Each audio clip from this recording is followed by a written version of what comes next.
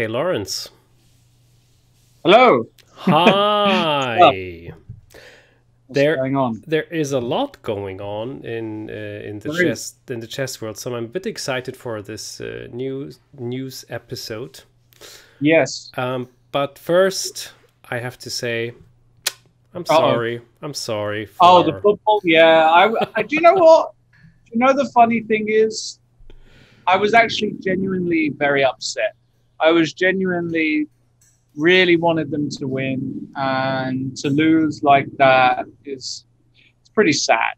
But it is what it is. It's sport, and we have a terrible record of penalties. I remember, as I said last time, if it's going to be penalty shootout, that England will win. Well, couldn't have been more wrong. Wow. Yeah. Terrible. Yeah. Terrible. I think all our predictions from last week were absolutely wrong. Disgustingly wrong in every manner. We thought that Pia Kramnik would win. We thought that, we were predicting the football games and the chess. It was all wrong. Everything went totally down. If I was good at predicting things, you wouldn't be sitting here with me. I wouldn't be sitting here doing the show on Friday.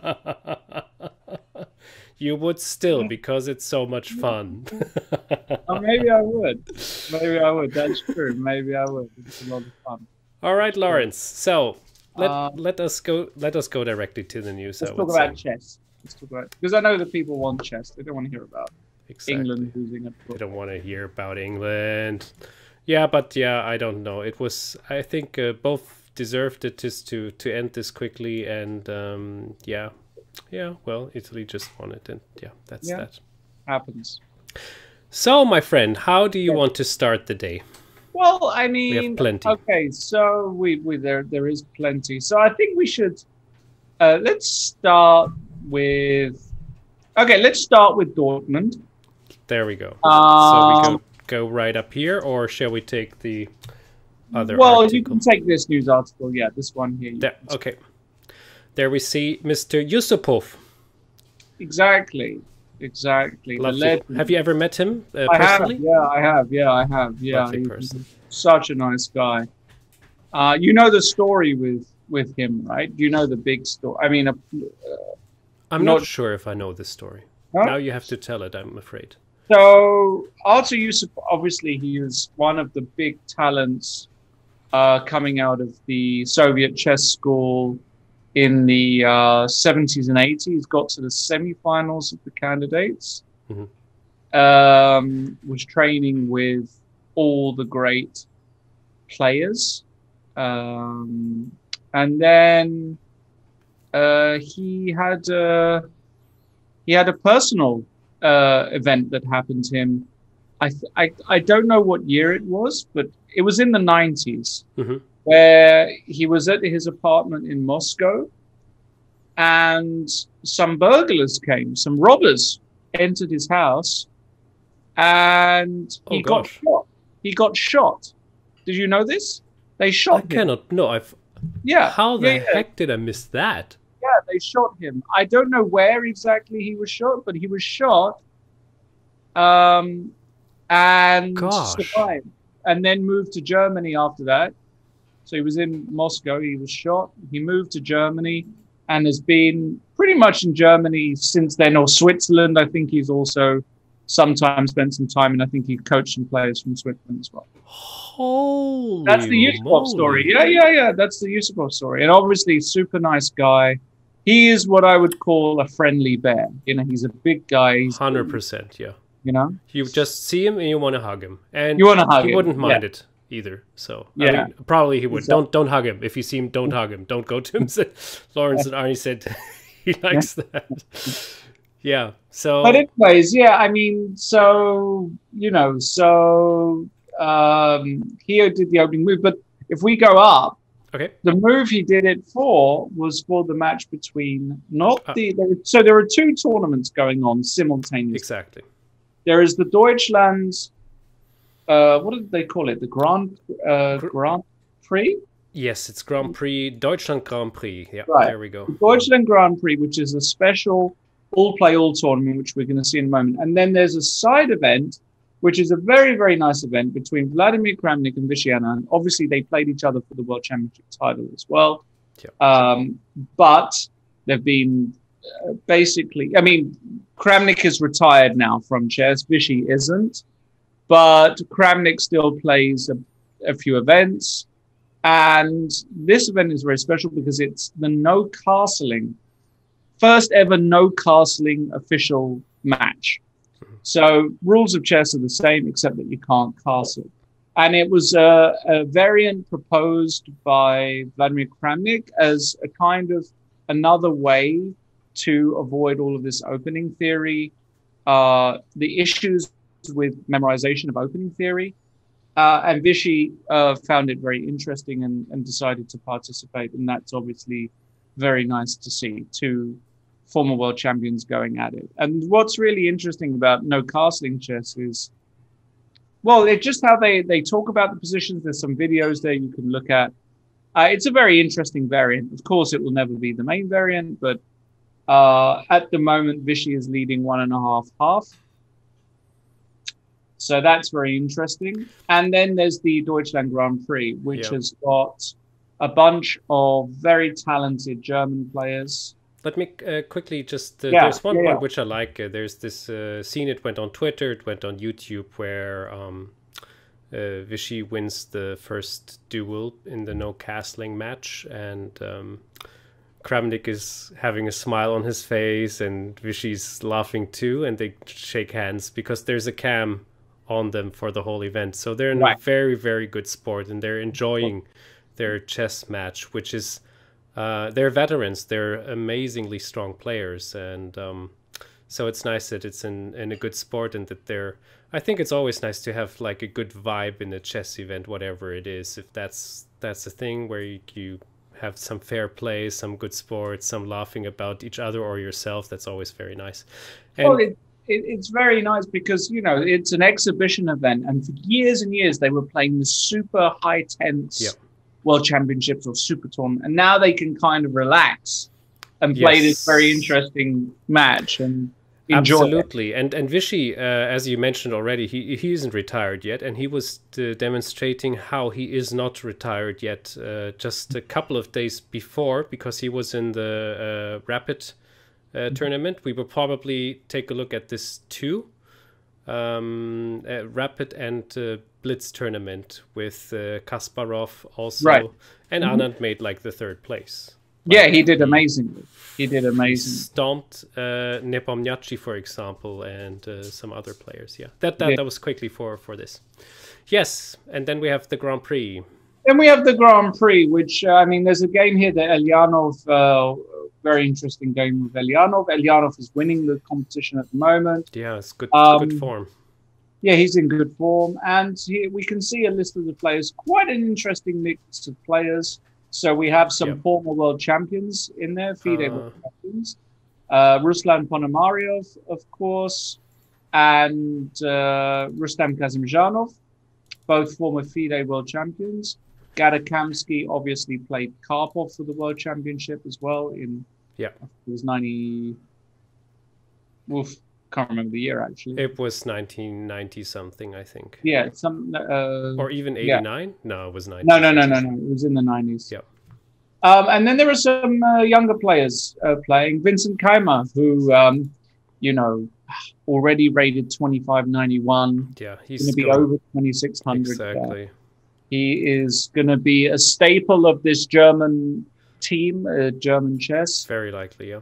As is Dimar Kolas from Hamburg, who now is actually over 2600. I remember playing Dimar. His name is Dimitri, but they call him Dimar. Sure. Sort of 4 or 5 years ago when he was 2300, 2250, and now he's just a super strong, solid, very, very, very good grandmaster. And Germany has got this crop of young players that really, I mean, the future looks very good. You've got Spana, you've got Lampert, you've got, you know, all the young princes. Bluebaum. Yeah, there's Wagner, you have. Yeah. You know. There are some. There's some. You've even got Lewis Engel coming up.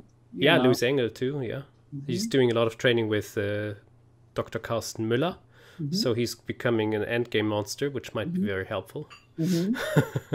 He already is very actually helpful at that level. He already is. Yeah, and there was a little incident. I'm not sure if you heard about this. In the match between Vincent Kaimar and Rustam Kasimchanov. No, I didn't hear about it. Yeah, I wasn't sure about it yesterday. I was already talking about it with Matthias Deutschmann a bit, but I didn't know the facts behind it. But in the evening, I learned about it. So let me first quickly. So this is the game, right? Right. So I was looking at the games, and then that's where the game ends. So I was thinking, like, what, how, why, and even if I put on the engine, it says like there is, like, it's equal basically, right? Like white has a tiny bit of an advantage, but it is more or less equal. So first of all, let me quickly say that I had personal contact with Vincent and with Rustam. And with Vincent, we had a VIP blitz last year about play chess when we just had the video and the audio function. Yeah. So we made a little blitz match that was super entertaining. And Vincent, I think he's 15 or 16 now. Like, first of all, he's like very mature. He talks very super mature kid. Absolutely, he was friendly, and there was a girl who came too late, and she was asking me, "Hey, can I play a game against him?" And he said, "Yeah, of course. After the tournament, we can do this."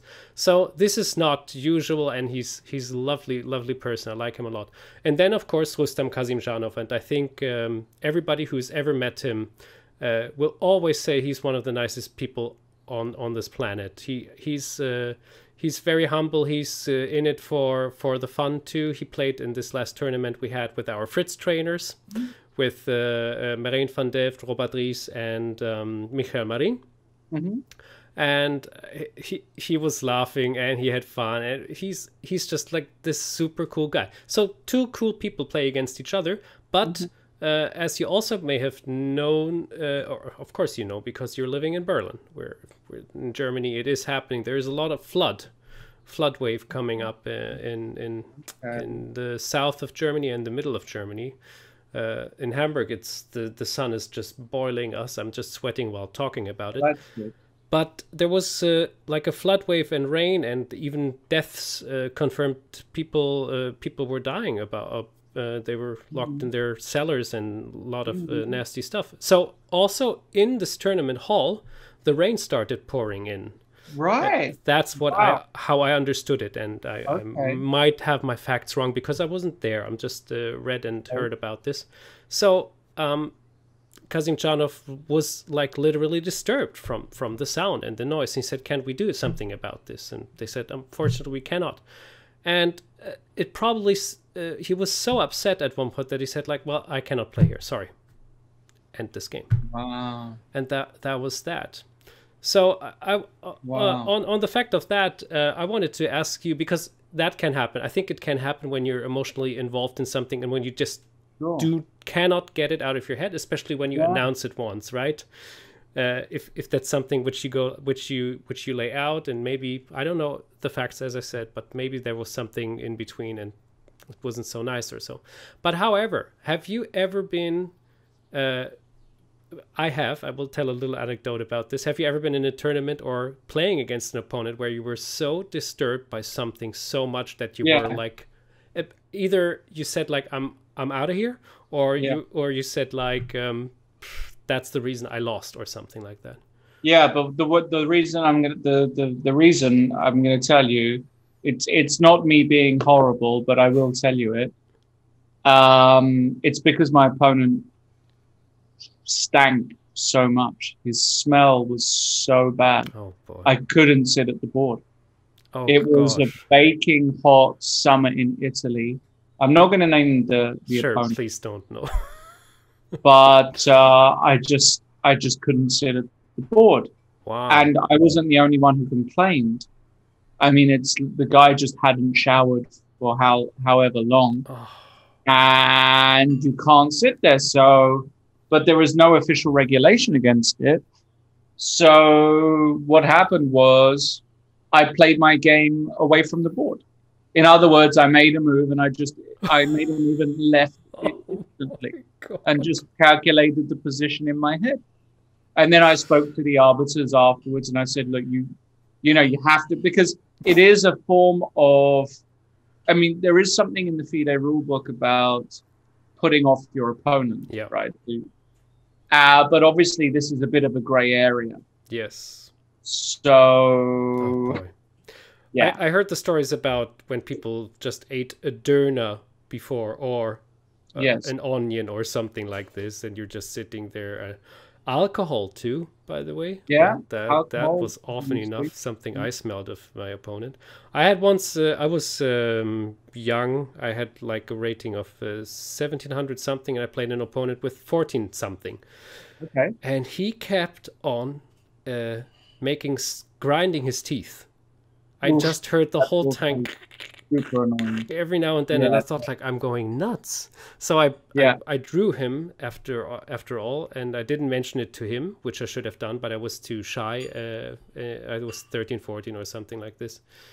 But after that, I was like, gosh, this really put me off so much that I drew the game, and well, that was my excuse maybe. But yeah, yeah, I can imagine everybody had like a similar situation. May it be like sound or some influence from somewhere. May it be smell, noise, or whatever. So yeah, I guess it happens every now and then. Anyway, that's just the story I heard. I wasn't there. I guess there is some reasoning because he's still playing. Everything seems to be fine. So maybe it wasn't even that dramatic, or something else happened. I don't know. Yeah. yeah. I mean, yeah. So yeah, he's back. I don't know. I'm actually very good friends with Rustam, and you know, so worked with him for years when I was part of Team Fabi. So I am curious as to what happened. I'll message him after the tournament. I don't know. Yeah, yeah, yeah. And as I said, like Rustam is in the same area as Arthur Yusupov for me. You have to like him because he's just like Yeah. this awesome person in many ways. Yeah, Dortmund. It's just live right now. So while we're talking, it is. Is it live? Is it really? It is. Yeah, yeah. Are they playing right now? They're They had a playing morning. this. Oh, it's Vincent Kaimar against Georg Maya. So yeah, two of the young star against one of the for a long time best Germans, Georg Maya. Right? He was Yep. like 2680 at one point, even I think. Yeah. Yeah, yeah. He's definitely been yeah. So how does this look like actually? Let's take a quick look at this position. Very complicated position where Huh. it looks as though white is a pawn down, but has got enormous compensation here. And yeah, Vincent has just played bishop g5. And now, obviously, if you go f6 here as black, you Oh, have to be 100% sure that you're not running into yes. bishop takes e6 check, knight takes e6, whatever. Yeah, And that, computer says yeah, f6 of course, but as a human you would yeah, it's I mean, super tough move to play yeah. f6. Okay. Yeah. Nice one. Yeah. So was that a move? No, that was something. Oh, it happened. It just happened. F6 He happened. did play f6? Yes. Wow, he played f6. I mean, that's a ballsy move, but okay, it does make sense. Yeah. So I hope But you're now, yeah. I hope you're watching it at home. But it would be the check right now, I guess. Well, bishop takes e6 check, king g7, and then there's no clear follow-up because both pieces are hanging. Oh, this is actually a really cool game. Yeah, it could get very, very interesting, actually. Okay. Nonetheless, guys, you know, you can always watch the live events. You just look at them as we're doing it right now. Tomorrow is another day, so hope you're checking this out. Yeah, let's quickly talk about one thing before we go to the other big tournament. Okay. You've been talking about it on your weekly show too. Yeah. As I always can highly recommend. Where was it? That was the last tournament. Croatia. And there he is. So yeah, it happened. There he is. That's a cool photo. A big man, yeah, it's great. Lennart, of course. Lennart Yes. Oates. One of the most famous chess photographers out there. Is that right? Yeah, right. Yeah, I mean, Leonard's been around for maybe not one of the first, but certainly he's been around for a long time now. Leonard. And Vashir Lagrave won it, which was also very unexpected. Well, I mean, yes, and I mean because he had this form low, and he was down in the table in so many other tournaments for a while, right? That is true. I mean, he has. But he's so good in the fast games too, right? He is good in the fast games. Yeah. He's very good at blitz. He's very tricky, very dynamic player, obviously. Anand was even second. I was said earlier third place. How wrong I was. Magnificent. Yeah, I mean, unbelievable result by Vishy. I mean, just to achieve this at his age. What do you say about Kasparov getting a couple of points at the blitz section? Yeah, well, that's really the big talking point of the whole tournament, isn't it? Really, for me, that's the big talking point. Yeah. What happened to Gary? Because we've never seen Gary get crushed like he did. Yes. It's as simple as that. So I think it was a combination of a few things. Firstly, he's playing blitz against guys that play a lot of chess all the time. Secondly, he's very rusty. So, I mean, he just hasn't played that much.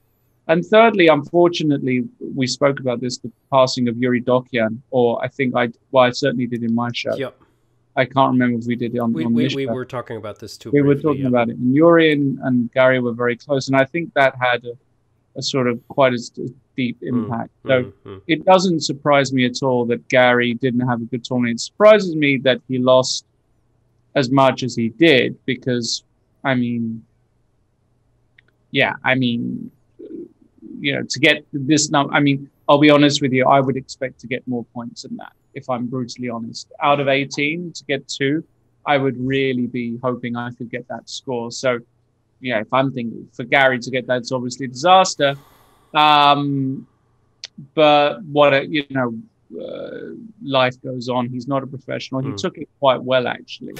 He took it extremely well, although we all know his character and how much he hates to lose. So now, I thought about this for a bit, and there were some people who said, like, well, this is not doing him good in any way. It's actually bad for his reputation and his in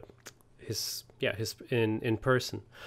But then again, I have to say, he is a public figure. He has Kasparov chess at the moment, so he is showing up too. He's doing good for the chess world since decades.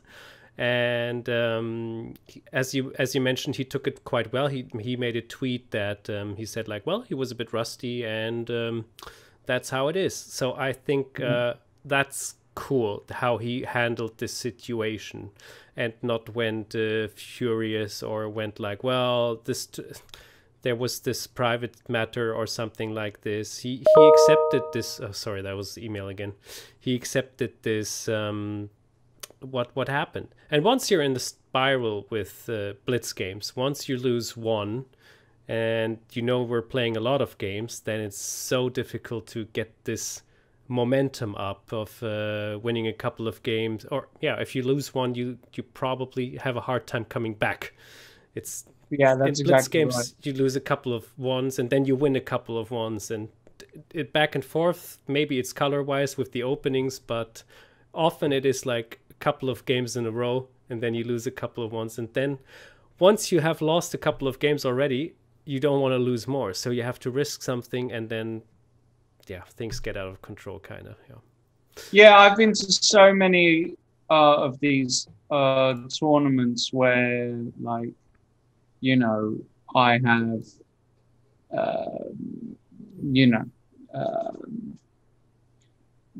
just lost 8 blitz games in a row. Just momentum is everything, and the same happens. I've also won 8 blitz games in a row. The blitz momentum is real, especially over the board chess. I think so. So you know, but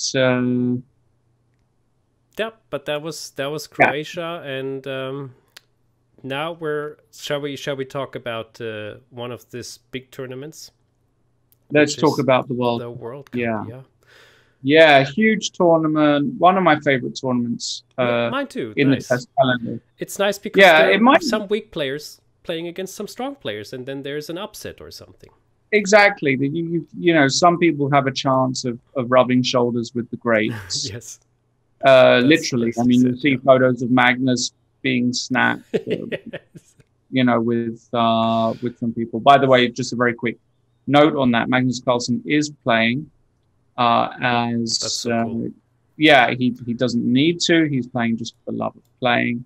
Of course, there is a qualifying spot for the candidates, uh, so he can deliver. He can potentially affect who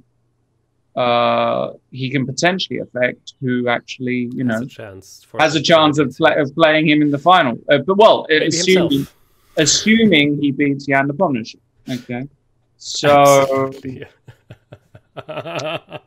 that's not Imagine he loses and then he has the spot due to this tournament. exactly. That would be hilarious. Yeah, that would. Well, he gets the spot anyway, right? If he Glad it all. loses Yeah, the that's anyway. true. That's true. Yeah. So Magnus is playing good. Of course, the first thing that I want to talk about is, apart from, you know, we've got two sections. There's the main section, the Yeah. women's section.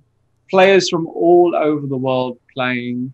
As you said, the chance of an upset, great. We'll talk about the upsets in a moment. But actually, it was the news for me yesterday was quite shocking. Yeah. In that, For everybody, I guess. yeah, in that Fabiana Caruana, who's playing Susanto Megaranto, the Indonesian grandmaster, Megaranto Is it? No, it's not. was found to have COVID. He tested positive for COVID. Of course, everybody got tested anyway before the tournament and round one, but he got tested again and it came positive. But he had already started the game. This is the crazy thing for me. Hmm. And I think he, on move 19 or something, the arbiters came over to the game and said, I'm really sorry, you're going to have to leave. You've tested positive for COVID. And that's the end of his tournament. I mean, just And imagine now, you get this message on the board too. That must be like, wow. And Fabi wrote in a tweet that he didn't look so well, so he hope he's doing good. That's also not something you want to have. You're like, are you okay? Yeah, yeah. yeah, I mean, this Oh is my the point. God. So Fabi is going to get tested today, or will have already been tested, you know, because he wasn't wearing a mask. And if Megaranto was breathing all over him, Yeah. Well, he was wearing a mask all the time. That's what I for read. Megaranto, Yes. Even on board, overboard, he was wearing a mask too. Yeah. Some do, okay, some don't. It's funny. Yeah.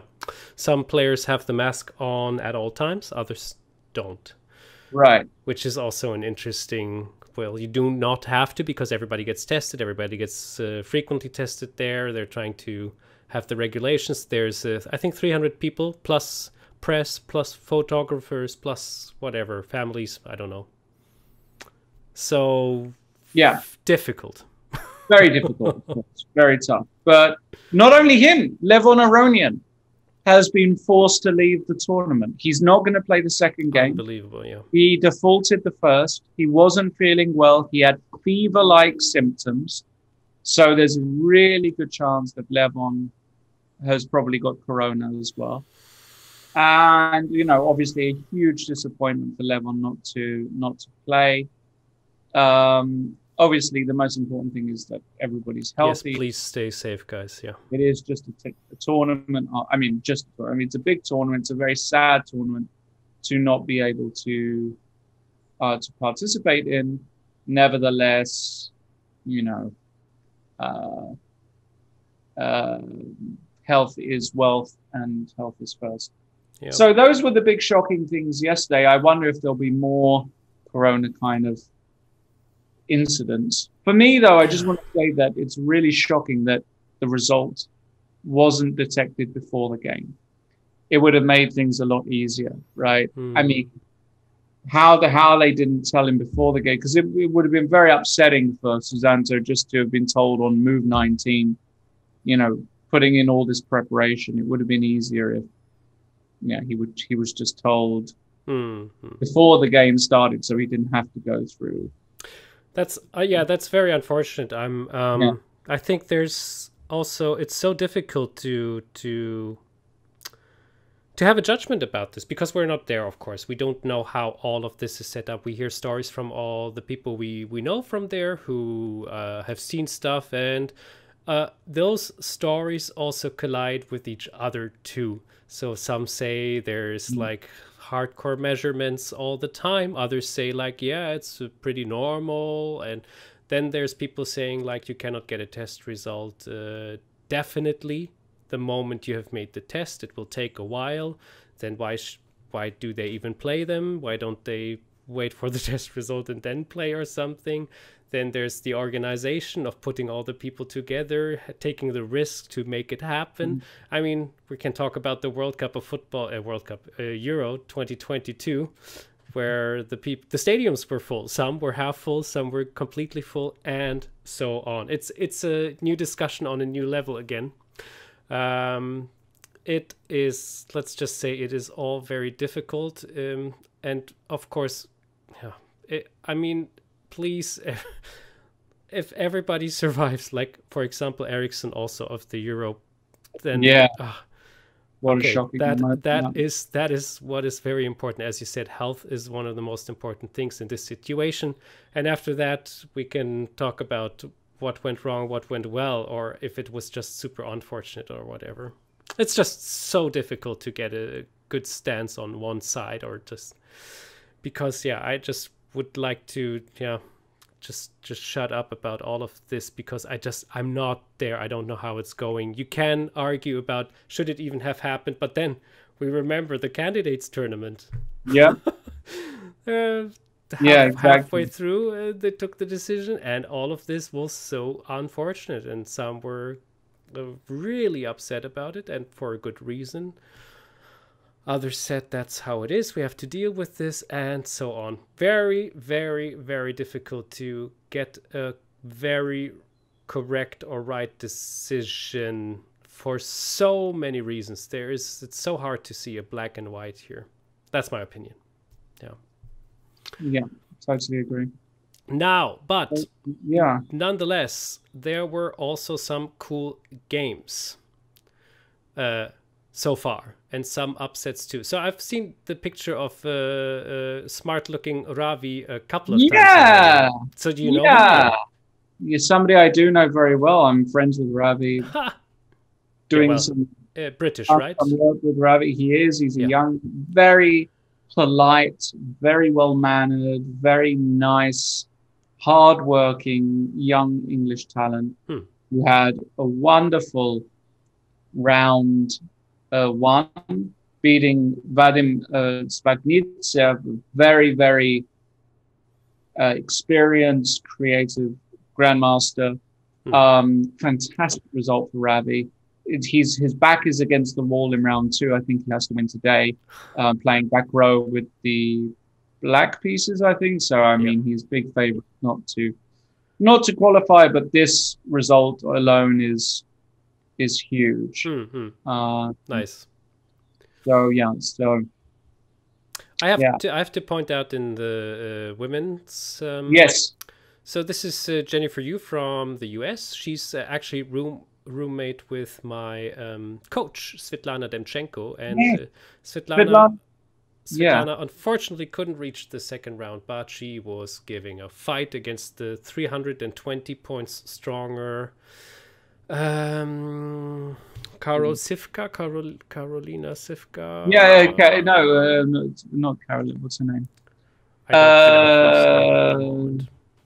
I can't remember her first name. Anyway, Sivka, that was her name. No, she wasn't Sivka for years. She was Shevchenko. Shevchenko.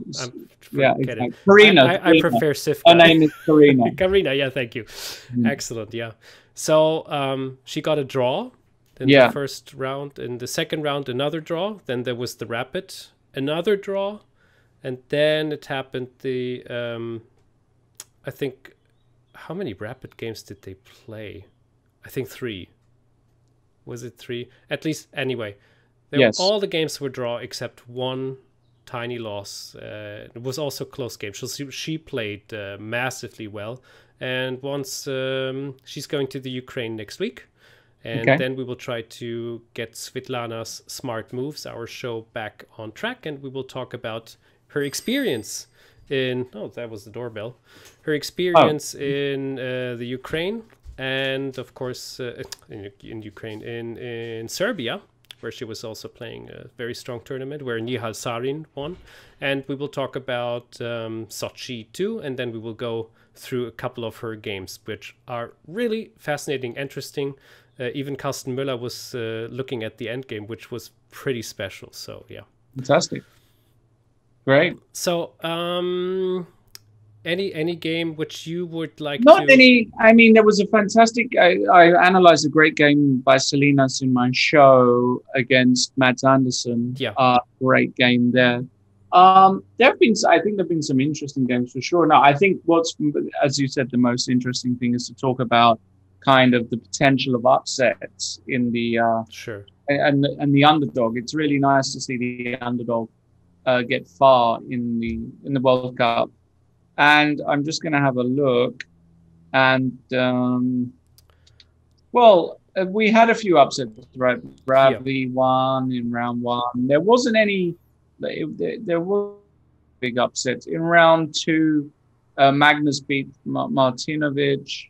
There was a couple of draws. Look, round 2 is already... I mean, the majority of games were draws, actually, in round 2.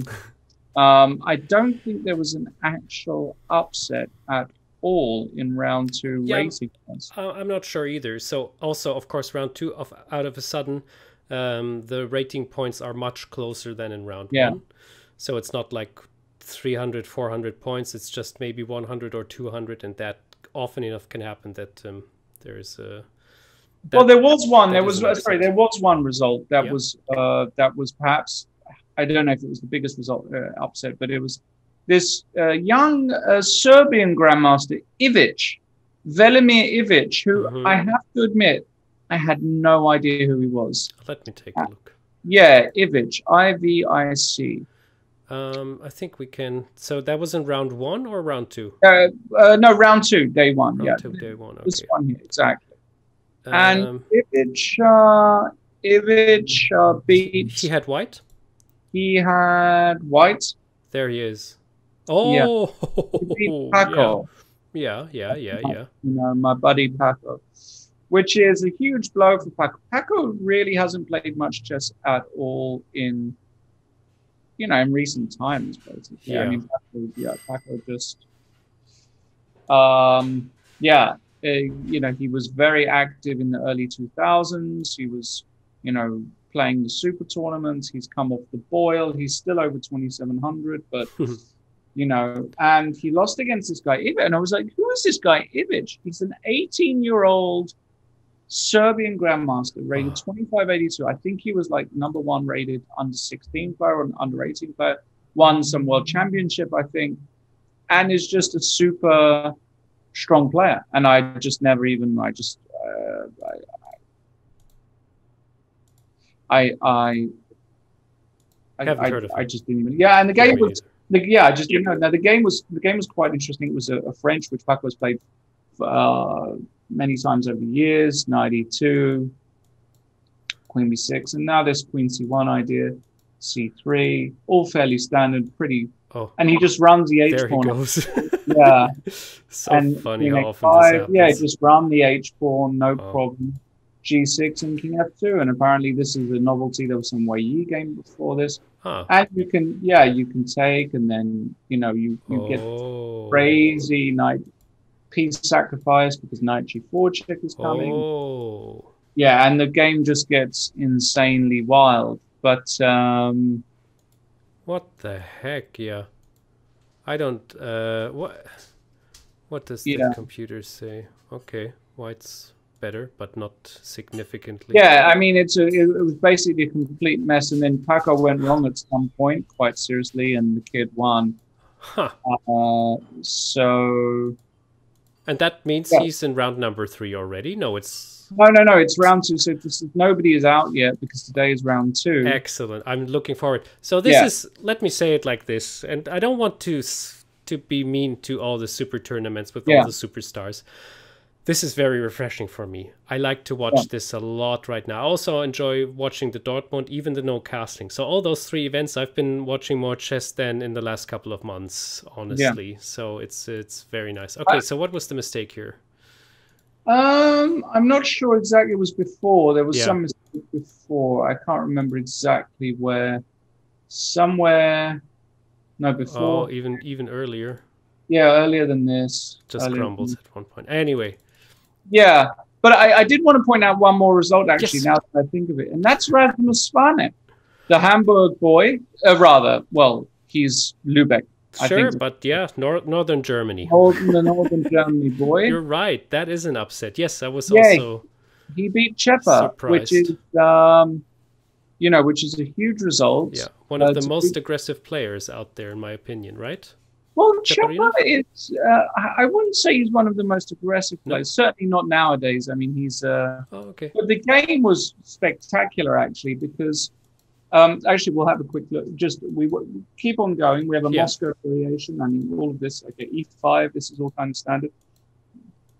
Knight D5. This has all been played before.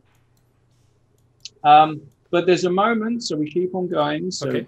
The typical stuff. Okay, typical stuff. White has got the space advantage.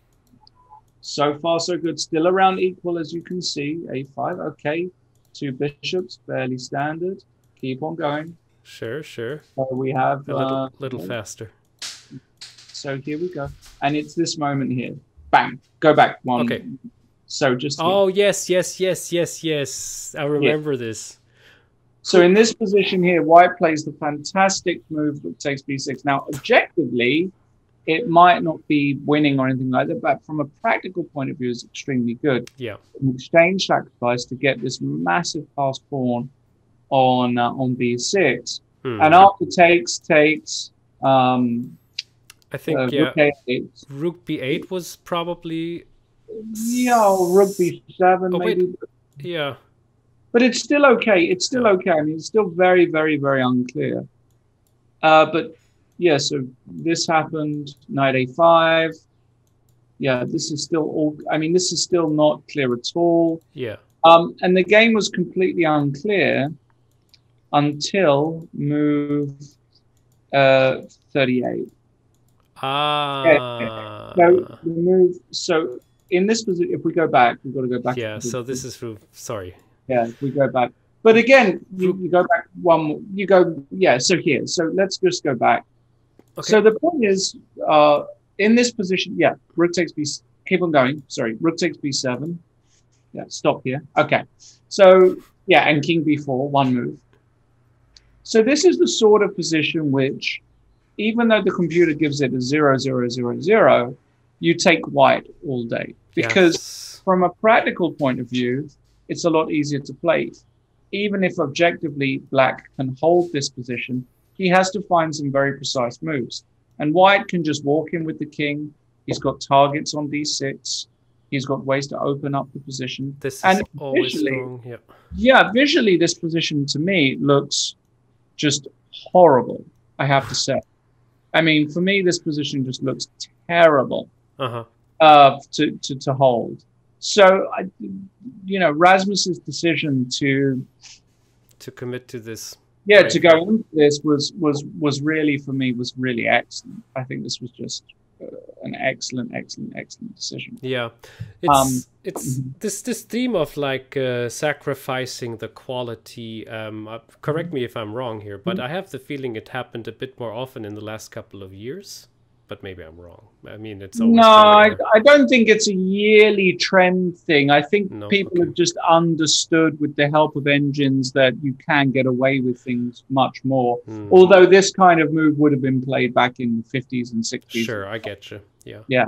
So it's not as significant as that the H pawn moves up very often or something, because that is something which is happening. No, the H pawn revolution has been the past 4 or 5 years, probably. thanks to AI, but the exchange sacrifice like this to get the big positional gain has been around for some time. Yeah. Yeah. Yeah. Nice indeed. Thanks for the quick showing here. Yeah. So that's, I mean, so basically that's the that is all of the biggest news. Yeah, I mean, and that's more than enough. I mean, yeah, there were some incidents which don't happen that often, and the World Cup is just like this super fun tournament. Exactly. Yeah. All right. I will just. So you're going to be able to. I mean, we should just tell everybody who's watching this. Of course, you're able to watch all of the games on Play Chess, as you can see there. All the games, computer evaluation. And watch Sagar's stream. It's just man, I don't know what it is, but first of all, Sagar is just like this awesome dude again. So many awesome people in the chess world. Lucky how blessed we are, actually. Exactly. He has so much fun of doing this all the time, and he's so emotional, and he's making jokes. I'm enjoying it so much watching his live streams about the tournaments. He's fantastic. He's really wonderful. So go and check out Saga stream.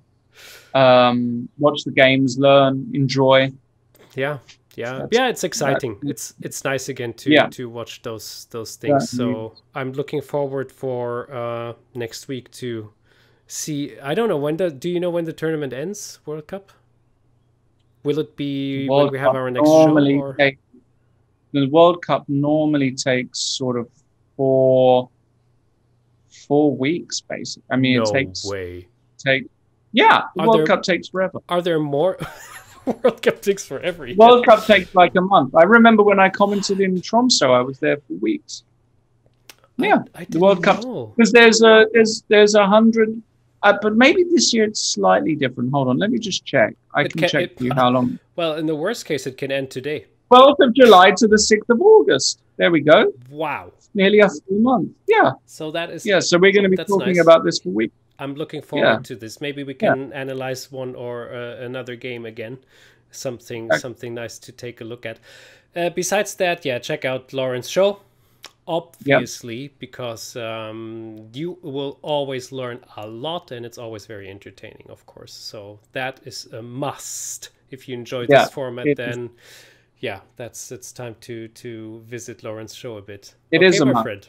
And what's also a must is you've got to buy all my DVDs. Don't forget that. Buy them now.